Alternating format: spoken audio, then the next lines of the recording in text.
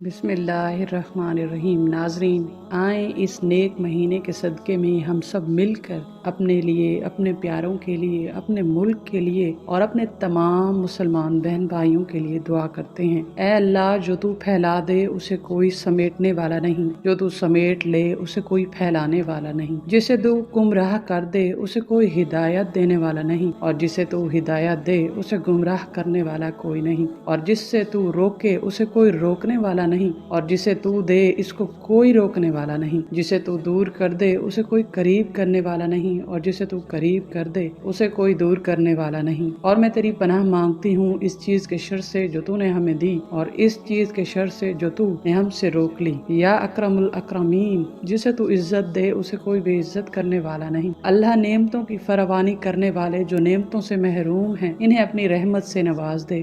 غربت، بے روزگاری، مہنگائی کا خاتمہ کر دے۔ یا غفور الرحیم، تو نے اپنی ذات پاک پر رحمت کو لازم کر لیا ہے، اور تیرا ہی ارشاد ہے کہ تو شدید العقاب بھی ہے۔ اللہ، جن عذابوں کے بارے میں تو نے اپنی کتاب قرآن مجید میں بیان کیا ہے کہ وہ شدید بھڑکتی ہوئی آگ، وہ دھواں، وہ کھانا کہ جو کانٹے دار ہے، وہ پانی کہ جو کھولتا ہوا ہے کہ جو پینے کو دیا جائے گا، اور دوزخی پیئیں گے بھی تو ایسے جیسے پیاسے اونٹ پیتے ہیں، اور وہ سروں پہ بھی ڈالا جائے گا۔ اللہ، ہم تجھ سے بھیک مانگتے ہیں رحم کی، ہمارے تمام گناہ معاف کر دے اور جہنم میں جانے سے بچا لے۔ پروردگار، ہمیں جنت الفردوس میں اپنی خاص رحمتوں سے داخل کر دینا کہ تیری رحمت کے بغیر کوئی اس کے قریب بھی نہیں پھٹک سکتا۔ الہی، ہم تیری محبت مانگتے ہیں اور تیرے ان بندوں کی محبت جو تجھ سے محبت کرتے ہیں۔ اللہ، تو نے دنیا میں ہمیں بے شمار نعمتوں سے نوازا ہے، اللہ ہمیں آخرت کی ابدی نعمتوں سے محروم نہ کرنا۔ اپنے فضل و کرم سے ہماری جائز مرادیں، تمنائیں، آرزوئیں پوری کر دینا۔ یا رب، ہمیں رسول کی سنتوں کو اپنانے والا بنا دے،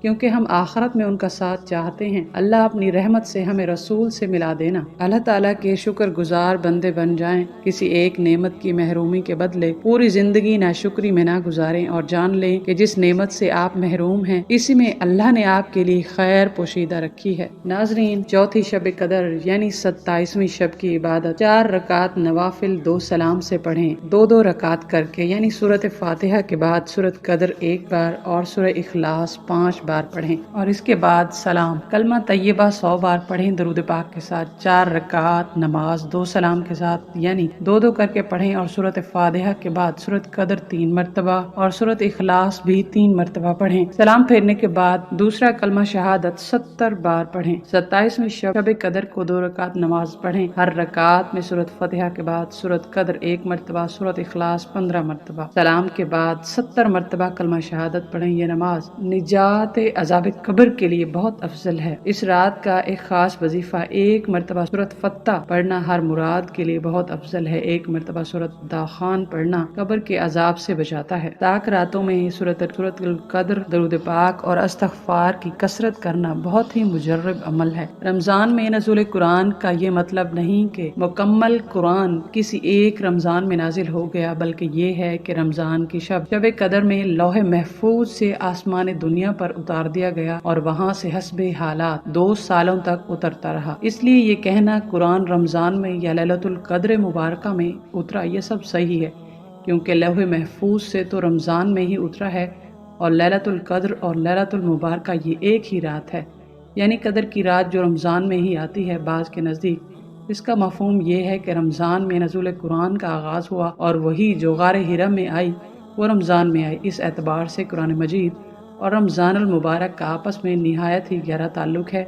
اسی وجہ سے نبی کریم اس ماہ مبارک میں حضرت جبرائیل علیہ السلام سے قرآن کا دور کیا کرتے تھے، اور جس سال آپ کا وصال ہوا آپ نے رمضان میں جبرائیل کے ساتھ 2 مرتبہ دور کیا۔ رمضان کی 3 راتوں 23، 25 اور 27 میں آپ نے صحابہ کو باجماعت قیام اللیل بھی کروایا، جس کو اب تراویح کہا جاتا ہے۔ نبی پاک صلی اللہ علیہ وآلہ وسلم نے فرمایا، جب تم کچھ بھول جاؤ تو مجھ پر درود بھیجو، انشاءاللہ یاد آ جائے گا۔ یہ بہت ہی قیمتی حدیث ہے، سب کو بتاؤ، اپنے دل میں مت رکھو۔ نماز میں 2 سجدے کیوں ہوتے ہیں؟ جب اللہ نے فرشتوں کو حکم دیا کہ آدم علیہ السلام کو سجدہ کرو تو انہوں نے سجدہ کیا، لیکن ابلیس نے نہیں کیا، تو اس کو مردود قرار دے کر جنت سے نکال دیا۔ ابلیس کی یہ حالت دیکھ کر فرشتوں نے سجدہ شکر ادا کیا اور کہا، اے اللہ، تیرا شکر ہے تو نے ہمیں اپنا حکم بجا لانے اور اپنی عبادت کرنے کی توفیق عطا فرمائی۔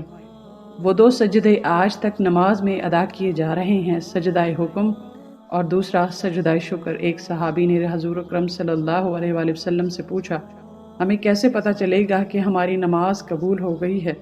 آپ صلی اللہ علیہ وآلہ وسلم نے فرمایا، جب تمہارا دل اگلی نماز پڑھنے کا کرے تو سمجھنا کہ تمہاری نماز قبول ہو گئی ہے۔ سبحان اللہ۔ اللہ تعالیٰ نے فرمایا ہے، اگر تم مجھ کو رد کر دو گے تو میں تمہیں اپنی نظر میں رد کر دوں گا۔ جب شیطان مردود نے کہا کہ اے رب، تیری عزت کی قسم، میں تیرے بندوں کو ہمیشہ بہکاتا رہوں گا جب تک ان کی روحیں ان کے جسموں میں رہیں گی۔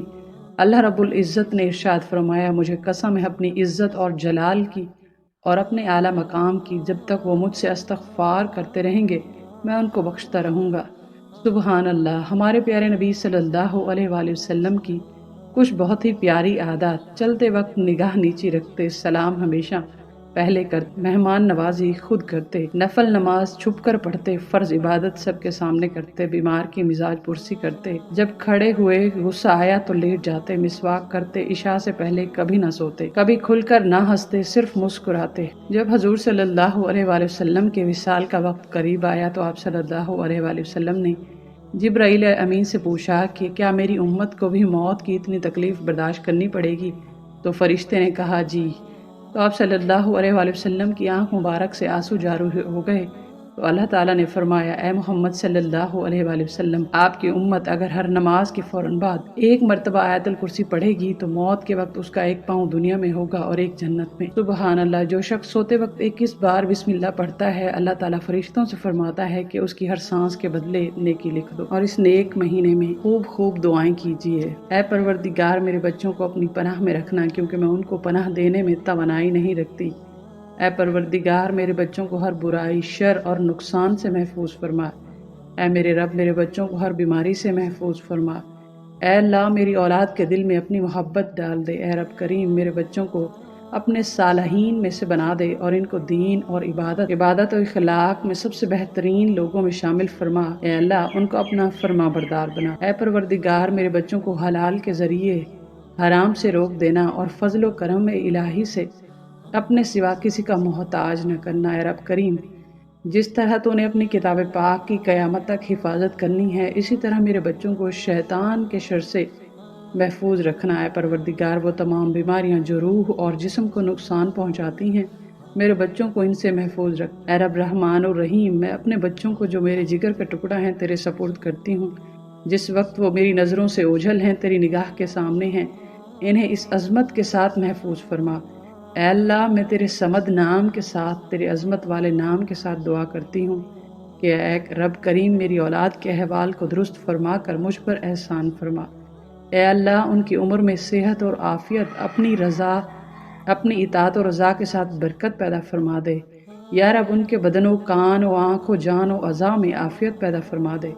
اے اللہ، میرے بچوں کو میرے لیے خیر بنا دے۔ اے اللہ، میں اپنی اولاد کو تیری ضمانت اور امانت میں دیتی ہوں، وہ عظیم ذات جو امانت کو ضائع نہیں کرتا۔ اے اللہ، میں ہر آفت اور ہر بری بیماری اور رات و دن کے شر اور ہر حاسد کی آنکھ کے شر سے اپنے بچوں کی حفاظت کا سوال کرتی ہوں۔ اے اللہ، ان کی حفاظت فرمائیے، سامنے سے، پیچھے سے، دائیں سے، بائیں سے اور اوپر سے اور نیچے سے۔ اے اللہ، ان کی آنکھ کو نامحرم کے دیکھنے سے، ان کے دل کو نامحرم کی محبت میں مبتلا ہونے سے بچا لیجیے۔ اے اللہ، میری اولاد کی محبت اپنے بندوں کے دلوں میں ڈال دے۔ اے اللہ، میری اولاد کو نیک بخت بنا دے اور ان کو 2 جہانوں میں کامیابی اور بلند مقام عطا فرما۔ یا رب، ہمارے مرحومین کی مغفرت فرما، ان کے درجات بلند کرنا، ان کی قبروں کو روشن کرنا۔ یا رب، جو پریشان حال ہیں ان کی پریشانیاں دور کرنا۔ یا رب، جو بچیاں گھروں میں بیٹھی ہیں ان کے نصیب کھول دے، ان کے اچھے رشتے عطا فرما۔ یا رب کریم، یا رحمان، بے اولادوں کو صحت، عافیت والی، ایمان والی اولاد نصیب فرما۔